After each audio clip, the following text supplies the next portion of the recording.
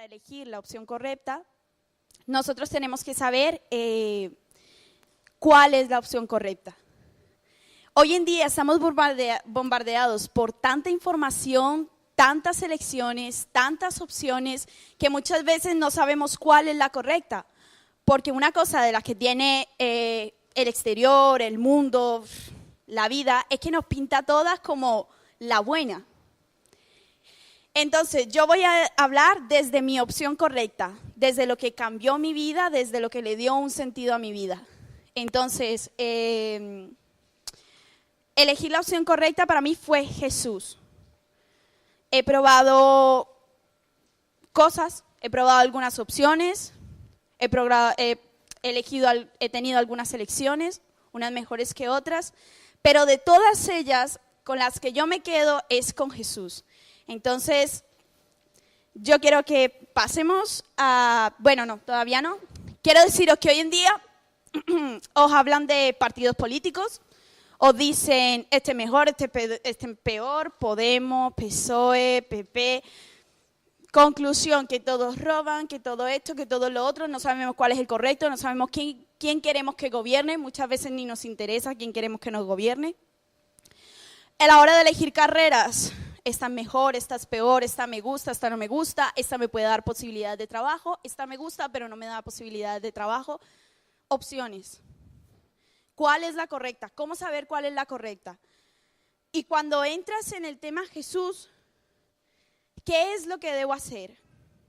La Biblia nos indica de que para nosotros vivir bien, para nosotros estar estables, debemos parecernos a Jesús.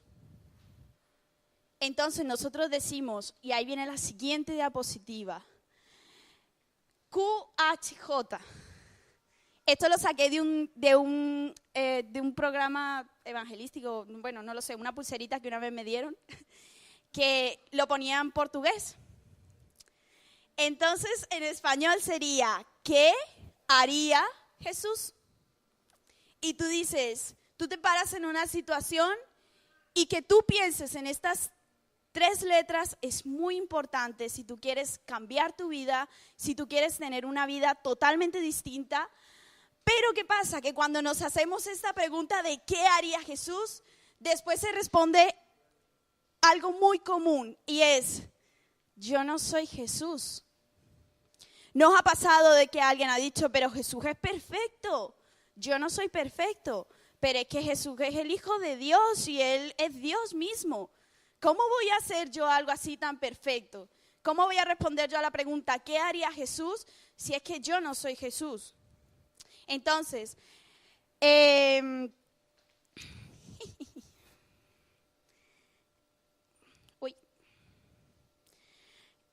quería que vierais esto que pone aquí. Dijo, yo escribí, Jesús vino para vivir como vivimos tú y yo. Él sabe perfectamente que es difícil seguirle.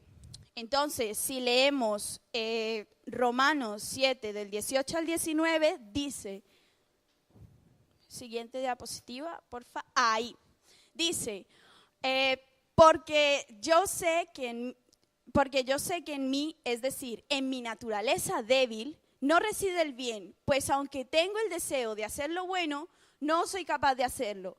No hago lo bueno que quiero hacer, sino lo malo que no quiero hacer.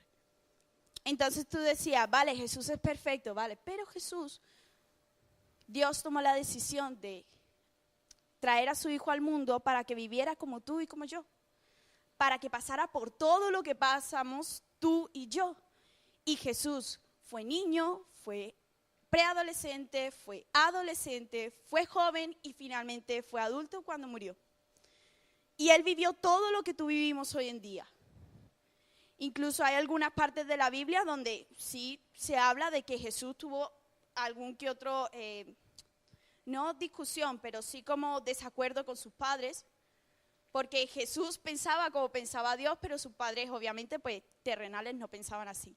Entonces, nuestra naturaleza débil, Jesús sabe que a ti y a mí nos cuesta seguirle. Jesús sabe que a ti y a mí nos cuesta no fallar. Porque hay una cosa que y en este tema me voy a centrar mucho, es en la vida de Pablo. La vida de Pablo es una persona que eligió la opción correcta. Él tuvo como elección, como a ti y a mí, elegir la opción correcta. Yo no te vengo a decir que elijas a Jesús y que ya no pienses en nadie más. Que lo elijas porque sí, porque si no, se va a abrir un agujero aquí en el medio, vas a caer al infierno y nunca jamás volverás a saber nada de nada. Eso se lo digo mucho a la gente de mi pequeño grupo. No es eso. Seguir a Jesús no es una dictadura. Seguir a Jesús es un estilo de vida y es el estilo de vida más guay que se puede tener. Por eso te vengo a decir cuál es la opción que escogí yo. Si volvemos a la diapositiva anterior, también te puedo decir que Jesús no pretende que seamos perfectos ya. Recibiste a Jesús, mañana tienes que ser pastor. O sea, si no eres pastor mañana ya has fracasado como cristiano. No. Pastora, que a ti te costó un tiempo. Entonces, Él sabe que es un proceso. ¿Cómo se alcanza este proceso? Os voy a decir un secreto que un día me lo contaron y yo dije, esto es imposible. Para mí la Biblia se resume en una cosa. Y si tú dices, venga, una cosa es muy poco, en dos cosas. Entonces tú dices, ¿todo un libro se resume en dos cosas? Sí. Tú te vas a leer la Biblia entera y toda te va a llevar a lo mismo. Y entonces vamos a leer Romanos 13, el 9, y ya está. Dice, ama a tu prójimo como a ti mismo. El que tiene amor no hace mal al prójimo. Así que en el amor se cumple perfectamente la ley. Una cosa, si tú amas a tu prójimo como a ti mismo, perdonar no te va a costar. Pedir perdón no te va a costar. Ser orgulloso no te va a costar. Tratarle bien no te va a costar. Tener importancia con él, que te importe él, no te va a costar nada porque lo amas como a ti mismo. Y tú dices, venga, vale, Erika, eso es muy poco. Dice el final del versículo, lo subrayado en verde, así más positivo, dice, en el amor se cumple perfectamente la ley. Toda la ley se cumple por amor. Si tú dices, vale, eso es muy poco, te doy otro. Si tú amas a Dios y tú llegas a amar a Dios por encima de todas las cosas, tío, ya. En eso se ha resumido todos los capítulos que te has leído de la Biblia, todos los libros, todo. Amar a Dios por encima de todas las cosas y amar a tu prójimo como a ti mismo. Se acabarían las peleas en tu casa. Tú ya no pelearías con tu papá, con tu mamá, porque no te dejan llegar tarde, porque te mandan a arreglar la cocina, el cuarto. Ya no pelearías con tu hermana porque ella quiere ver un programa y tú quieres ver otro, y la pesada que siempre está viendo un programa y tú quieres ver otro. Ya no pelearías por nada en tu casa. En el instituto, como tú amas a tus profesores como a ti mismo, se acabarían los partes, se acabarían las notas a tus padres. De verdad, yo lo pasaba fatal cuando llamaban a mi madre en aquellos tiempos. Yo lo pasaba muy mal. Se acabaría eso porque tú amarías a tus profesores como a ti mismo. Se acabarían las peleas con tus amigos, con tus compañeros. Esa persona que te cae mal empezaría a caerte bien. Y como lo amas, empezarías a amarlo. Ahora piensa en esa persona que te cae mal. Uy, uy, y te quedas... Como tú lo amas como a ti mismo, eso se acabaría. Y vives tan tranquilo cuando amas a una persona que antes no amabas. Yo no sé si alguien ha tenido esa experiencia, pero yo he tenido la experiencia de amar a alguien a quien no amaba. Y creerme, hoy duermo muchísimo más tranquila. Entonces, quiero que sigamos. Bueno, no, vamos a dejarlo ahí. Anterior. Ay, ahí, lo siento. Y entonces, para explicar todo esto y para ver todo esto, quiero que veáis la vida de Saulo, quien después se convertiría en Pablo. Me encanta este hombre. Yo, si algún día voy al cielo, quiero hablar con él y quedarme las horas y las horas preguntándole todo. Porque lo que leo en la Biblia de él y lo que conozco cada día, yo digo, es que yo quiero tenerlo de frente. Entonces, para mí la vida de Pablo es una vida impactante, es una vida de alguien que conoció a Jesús. Y conoció a Jesús porque se dio cuenta que después de él ya no había nada más. Se dio cuenta que por encima de él no había nada más. Y se dio cuenta que sin él no había nada más. Era así de sencillo. Entonces, ahora sí vamos al siguiente. ¿Qué pasa? Que antes de que Dios nos toque, de que Dios nos restaure, de que Dios haga algo en nosotros somos, yo me consideraba un bichito ahí malo que solo estaba ahí para fastidiar. Entonces, yo veo a Saulo como algo así. Y dice, ¿quién era Saulo? Saulo era lo que podemos decir hoy en día una joyita. Saulo era un perseguidor de la iglesia. Hay algo, no sé, yo a veces pienso y yo digo, ¿es que es tan horrible? O sea, si ya es que no crees en Dios, es que encima matas a los que creen en Dios, es que encima persigues a los que creen en Dios. O sea, para mí Saulo era como el punto de lo malito, por decirlo así. Entonces, si leemos Hechos 8:3, dice, y 9:1 dice, mientras tanto, Saulo perseguía a la iglesia y entraba en casa para sacar a rastras a hombres y mujeres y mandarlos a la cárcel. Pero él seguía. Mientras tanto, Saulo no dejaba de amenazar de muerte a los creyentes en el Señor. Por eso se presentó al sumo sacerdote y le pidió cartas de autorización para ir a las sinagogas de Damasco y buscar a los que seguían el nuevo camino, tanto hombres como mujeres, y llevarlos presos a Jerusalén. Si volvemos al anterior, vemos que Saulo también tenía cargos que le permitían ejercer su trabajo, y no solo tenía cargos, tenía apoyo para llevar a cabo ese trabajo. Saulo no era un hombre que se le fue la pinza y empezó a matar cristianos, no. Saulo era un hombre culto, era un hombre estudiado, dice su biografía que era un hombre de muchas lenguas, que era un hombre que había tenido muchos estudios en filosofía, muchos estudios, que no se me acuerdo, filosofía, tenía muchos estudios. Entonces no era como un tonto, ¿sabes? Saulo tenía cargos, tenía estudios y tenía poder. Hablaba directamente con los jefes y le decía, mira, envíame una cartita que quiero matar a unos cuantos cristianos que están por ahí diciendo que Jesús es el verdadero Hijo de Dios y que es la salvación. ¿Qué pasa? Que después, durante ese mismo capítulo 9, encontramos que Saulo tiene un encuentro con Jesús. Cuando nosotros tenemos un encuentro con Jesús, algo pasa en nuestra vida. No es como cuando tú conoces a un amigo y, bueno, tengo un nuevo amigo. No, es como, para mí es inexplicable cuando yo conocí a Jesús. Yo conocí a Jesús con la edad de 15 años y cambió mi vida radicalmente. Yo pasé de ser una persona que creía que no tenía futuro, que no tenía propósitos, que estaba aquí en la tierra como porque tocaba, a ser una persona que yo sabía que había sido creada para algo especial, que yo sabía que había sido creada con un propósito, que yo sabía que aunque en la mentalidad de mis padres quizás no habría estado tenerme a mí, en la mentalidad de Dios, Dios ya sabía quién iba a ser yo. Entonces, cuando yo descubrí todo eso y tuve realmente un encuentro con Jesús, todo cambió conmigo. Entonces, lo primero que hacemos es pensar en ese ¿qué haría Jesús? Y en ese yo no soy Jesús. Pero después vemos la vida de Pablo y vemos que elegir la opción correcta te cambia a ti y cambia tu entorno. Yo me identifico mucho con Saulo, porque yo me considero la persona más malosa de todo lo que te puedas encontrar. Yo era una persona que mentía, que engañaba, que yo qué sé, hacía tantas cosas malas. Me portaba fatal con mi familia, con mi madre, con mi hermano. Mis profesores no me aguantaban.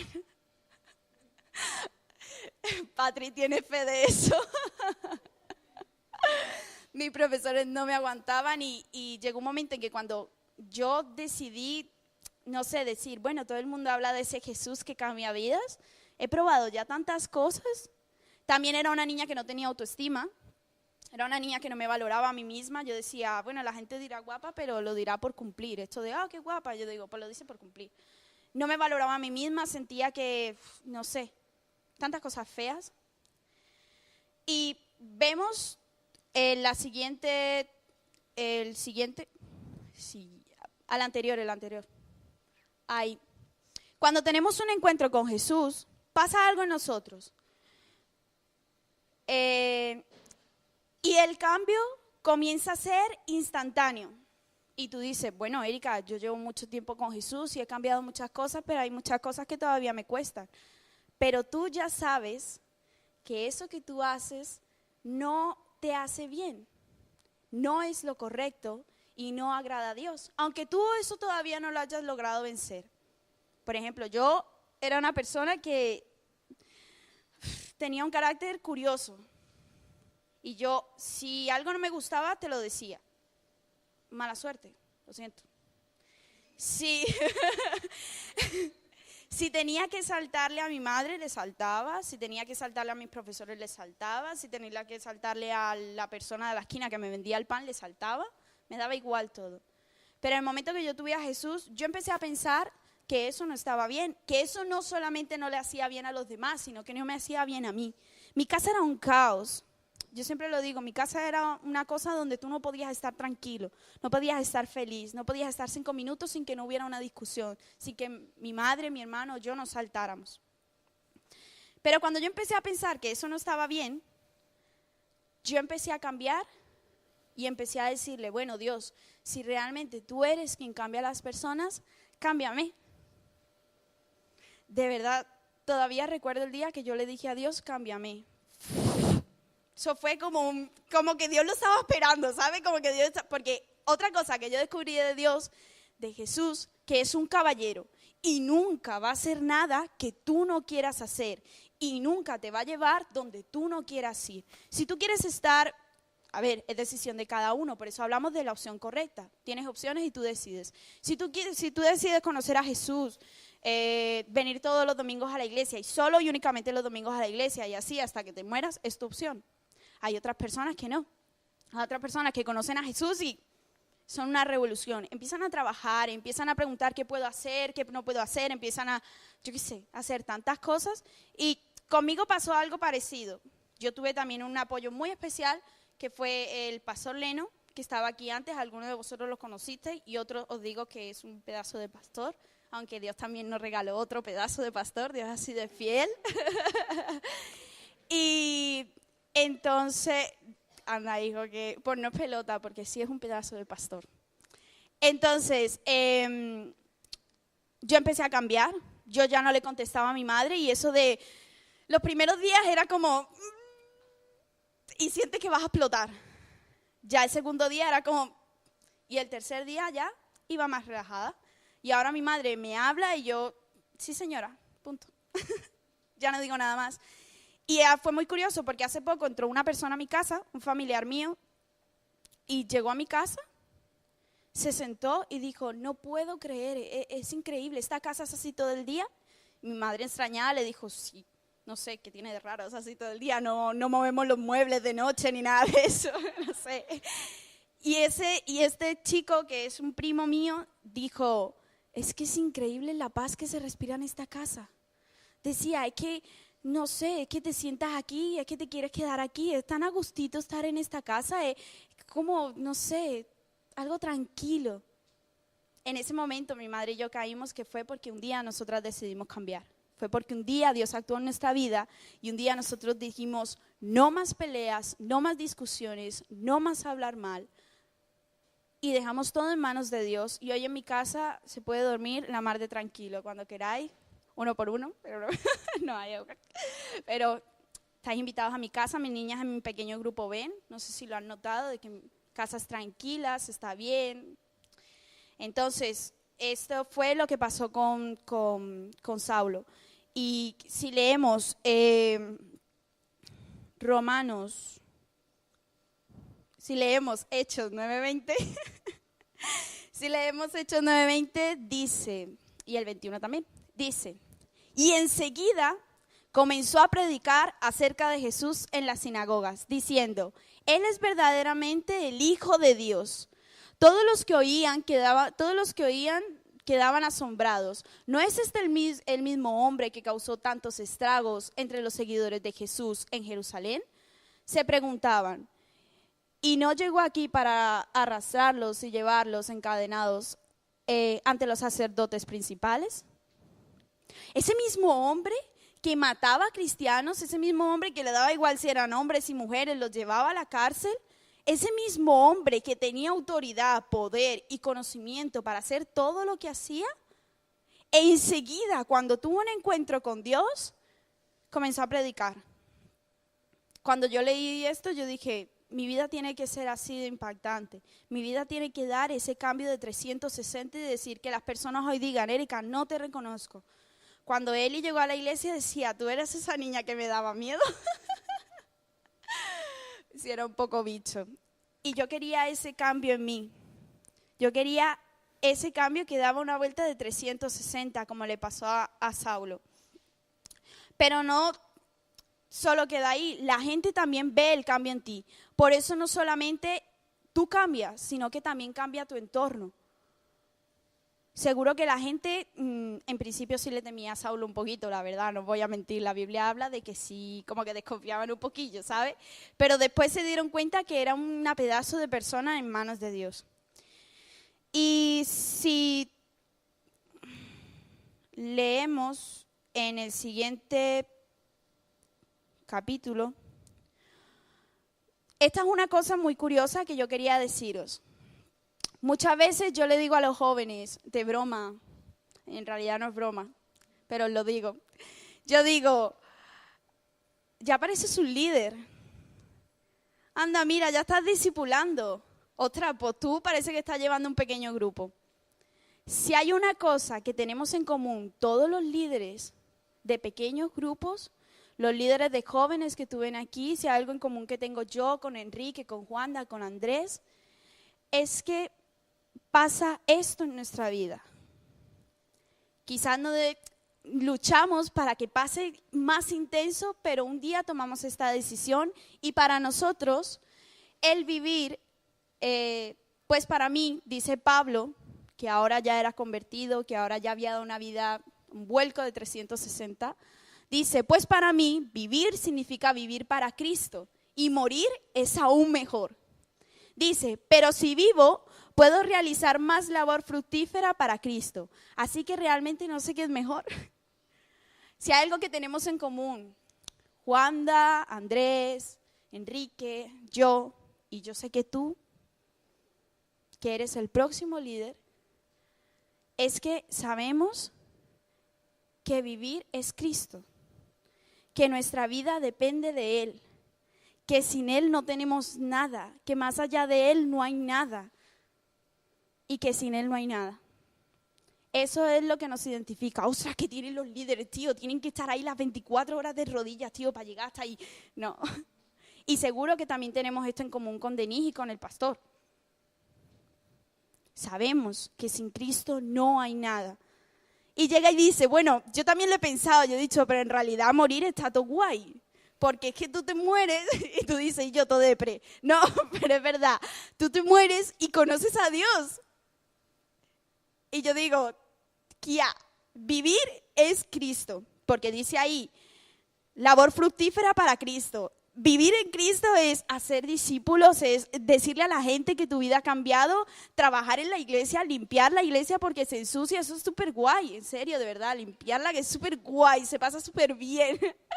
Vivir para Cristo es subirse aquí en la alabanza y aunque ya estés cansado, aunque ya no puedas más, yo veo la de la alabanza muchas veces que dice, cantar vosotros, y es porque yo ya no puedo más. Pero aún así saltan y alaban a Dios, están ensayando horas aquí atrás, aunque vosotros no lo veáis, están ensayando. Yo veo los dedos de las guitarristas que muchas veces dicen, no puedo más, pero siguen. ¿Por qué? Porque lo hacen para Dios. Entonces son cosas que tú dices, tío, el vivir en Cristo es todo esto. El vivir en Cristo es saber que yo me puedo conectar con Sol diciéndole, Sol, pon la siguiente, pon la anterior, pon el esto, y Sol puede estar ahí conectado conmigo sabiendo que eso lo va a hacer para Cristo. Cuidar de los niños, cuidar de los adolescentes, cuidar de todo. hacer una merienda de mujeres como los que algunos de vosotros habéis podido ver antes. Todo eso es, y estar aquí de pie hablando a vosotros, todo eso es vivir para Cristo. Y morir es conocer a Dios. Y al final Saulo dice, es que no sé qué es mejor, si trabajar en todo esto o conocer a Dios. Es que las dos cosas son tan sumamente flipantes. Por eso yo hoy te recomiendo que elijas esta opción. Pruébala. Yo muchas veces cuando alguien me dice, lo siento.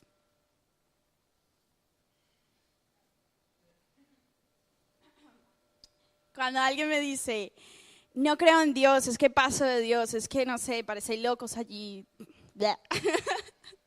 Yo digo, tío, ¿has probado tantas cosas en tu vida? Te estoy diciendo que vas a probar algo que te va a hacer bien y estás pasando. El día de hoy yo digo, habéis probado ya muchas cosas. Habéis probado cosas que os han decepcionado, cosas que no os han venido bien. Habéis probado cosas que vosotros mismos sabéis que no os hacen bien, pero que quizás os cuesta mucho quitarla. Pero yo hoy os digo, probar a Jesús, probar eso que os estoy diciendo, de verdad. A mí cuando me decían que probar a Jesús, yo decía, ¡ay! Y cuando empecé a probar a Jesús y me decían, tú el día de mañana vas a estar ahí hablando a los jóvenes, yo decía, ¡ay! Y tú vas a ser líder de un pequeño grupo, y yo decía, ¡ay! Pero lo probé. Y empecé a probar, y empecé a probar más. Y hay una cosa que tiene Jesús, es que como tú pruebes un poco, ese poco no te basta. Y las personas que han probado un poco saben de qué estoy hablando. Tú cada día quieres más y más y más, y es algo insaciable. Y una cosa que tiene Jesús es que no te falla. Entonces, cuanto tú más buscas, Él más te da. Y cuanto más te da, más tu vida se vuelve una locura y una cosa flipante. Entonces, por último, quería decir que te da autoridad. Elegir la opción correcta te da autoridad. Para hablar de quién cambió tu vida, y leemos Hechos 9:29, dice, Saulo pasó a llamarse Pablo, y cuando recién se convirtió y hablaba con valentía en el nombre del Señor y discutía con los griegos, pues esto intentaban matarlo. O sea, ya no es que solo Saulo se pasa a llamar Pablo, imagínate, cambiar de nombrito. Ya no es que solo Señor, era un chiste. Qué mala soy dando chistes, de verdad. Ya no es que solo Saulo se llama San Pablo, sino que ya no es que solo predicara con valentía diciendo, yo creo en el nombre de Dios, sé quién es Dios, venga. En el pequeño grupo me pasa esto todo el tiempo, qué vergüenza. Ya no es que solo Saulo pase a llamarse Pablo, y que empiece a predicar de que Dios cambió su vida y que su vida empiece a cambiar. Ya es que discutía con los que antes apoyaba. La ha entrado, la ha entrado mi niña. Es que la ha entrado. Ya es que dice, escucharme, que es que yo antes pensaba igual que vosotros, pero ya no. Mis amigas muchas veces me ven por la calle y de pronto me pongo a hablar con ellas un rato y me dicen, es que tía, no sé, te estás perdiendo tantas cosas. Entonces después yo miro su vida y yo digo, sí, tener un niño con 15 años, wow, estoy perdiendo demasiado. Sí, claro, llegar borracha sin conocimiento todos los fines de semana a mi casa, en vez de estar con mi familia, en mi casa, normal. O salir con mis amigos y llegar consciente a casa. Estoy perdiendo demasiado, tú eres la repera. Mis amigas me dicen, tía, es que es muy aburrido. De verdad que os lo digo, para el que dice que somos aburridos, es que todavía no han visto un cristiano en acción. Si alguien te dice que tú eres cristiano y que por eso tú eres aburrido, tío, demuéstrale a esa persona que tú no eres aburrido. Que tú eres la persona más flipante que esa persona se va a encontrar nunca. Porque ha pasado conmigo. Algunas personas me han dicho, Erika, tú eres aburrida, y yo he dicho, bueno, no conoce mi estilo de vida. Pero otras personas que sí conocen mi estilo de vida dicen que tu vida es una locura. No sé cómo haces todavía para seguir de pie, para para seguir adelante, para seguir creyendo en ese Dios, para hacerlo todo. Erika, tu vida es una locura porque tu vida ha cambiado. Eres una niña que cuando yo conocí, muchas amigas mías, que eran mis amigas, cuando yo conocí, había repetido más que y no tenía ni futuro, ni quería hacer una carrera y pasaba de bachiller y decía, yo bachiller y ya he terminado segundo. Y yo estas cosas las puedo decir con autoridad, porque un día cambié.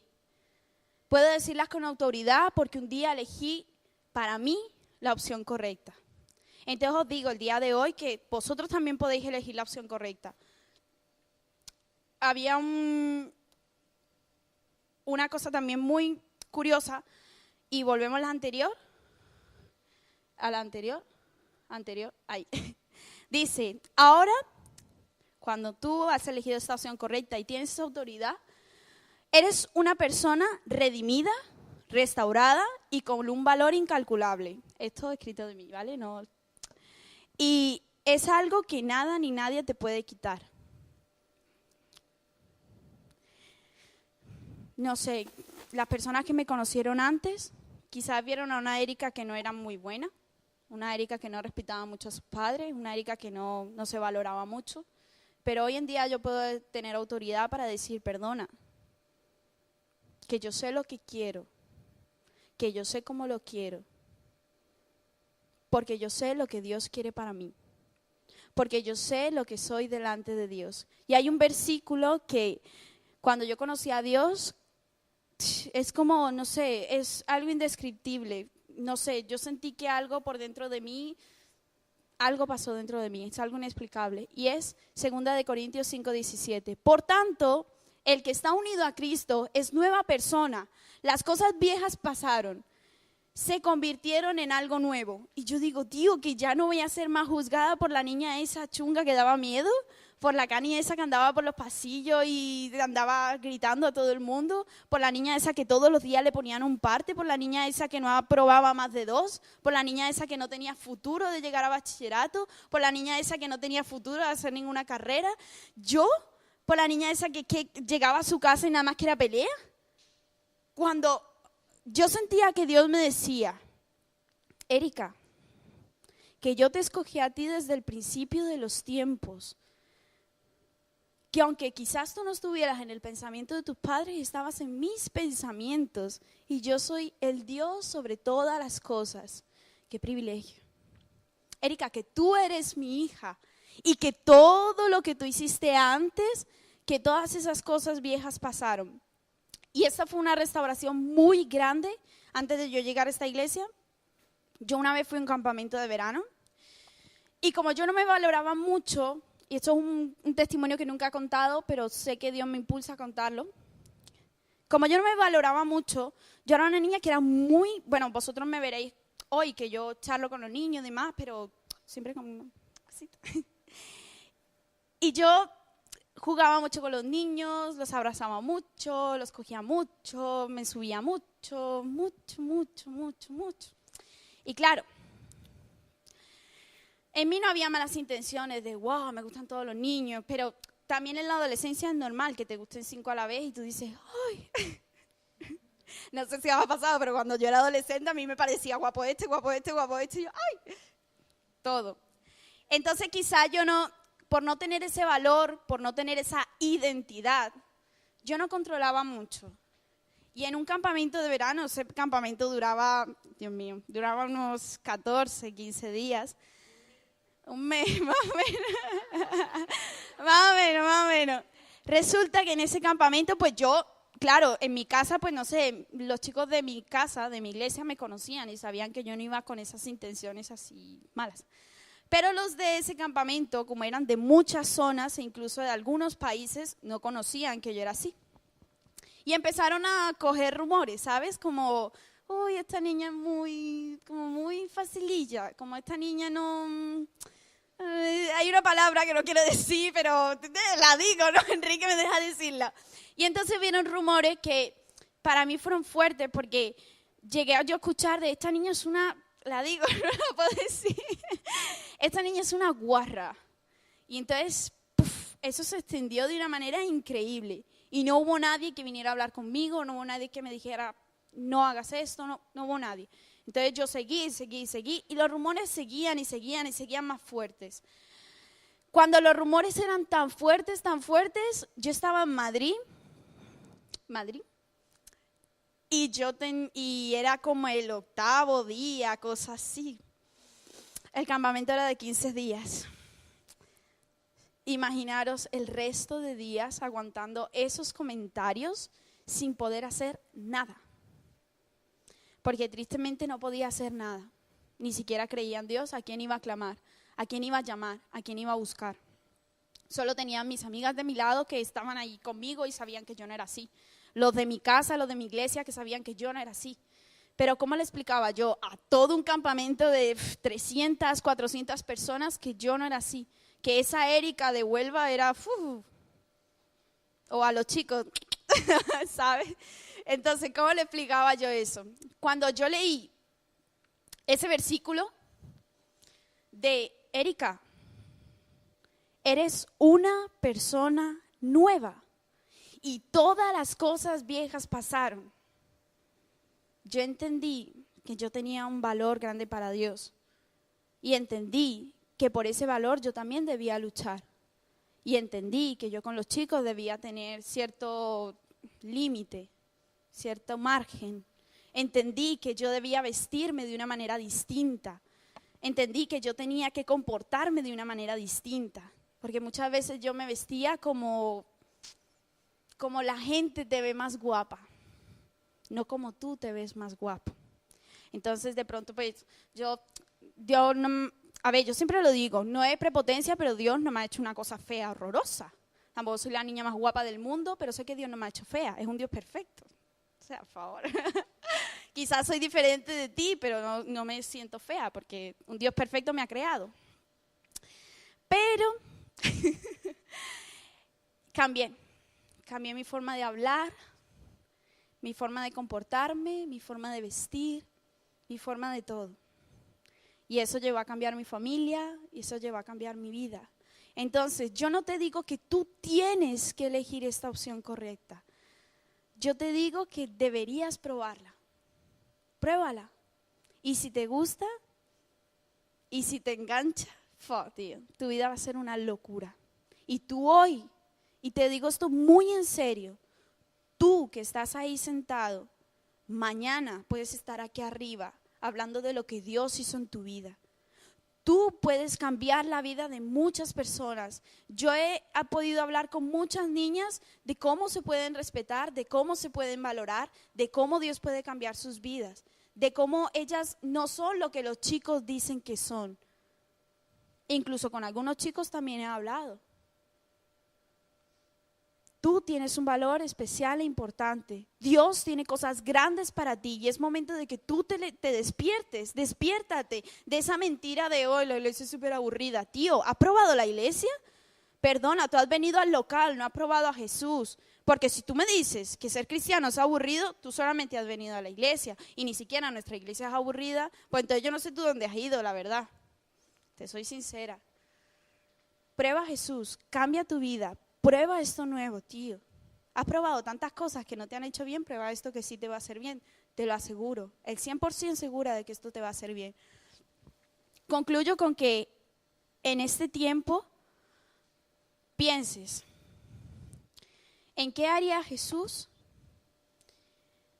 y en qué es lo que voy a hacer yo. ¿Qué haría Jesús en este momento de mi vida? Tú te miras en realidad los chicos y las chicas, pero los chicos a veces te visten más raros. De verdad. En los chicos y las chicas, me pongo delante del espejo y me miro. Yo tengo muchos vestidos que he tirado este verano porque de verdad he crecido. Y lo noto porque Entonces, yo me pongo delante del espejo y digo, ¿qué Jesús haría? El valor que Dios me ha dado a mí va con ese vestido que me muestra hasta el carnet de identidad. No, me cambio.